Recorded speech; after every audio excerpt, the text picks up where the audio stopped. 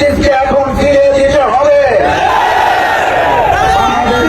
ইসলামী ছাত্র শিবিরের অসংখ্য নেতা কর্মীকে আপনারা হত্যা করেছেন।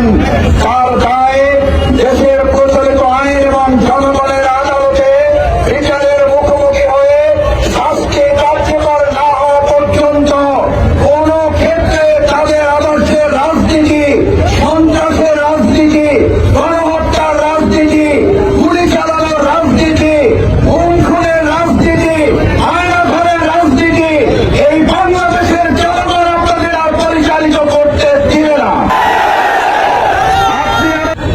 আপনারা 2009 সালে আপনাদের রাজনীতি শুরুই করেছিলেন।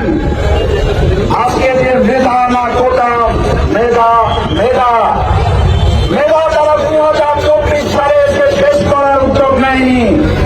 তারা সৎ যোগ্য মেধাবী অফিসারদেরকে হত্যা করে বাংলাদেশকে একটি মেধাহীন রাষ্ট্রে পরিণত করার ষড়যন্ত্রের অংশ হিসাবে 2009 সালের 25 এবং 26 ফেব্রুয়ারি সৎ যোগ্য দক্ষ দেশপ্রেমিক 57 জন সেনা অফিসারকে হত্যা করার মধ্য দিয়ে একটা অন্ধকারের রাষ্ট্র এবং মেধাহীন রাষ্ট্র তৈরি করতে চেয়েছিল।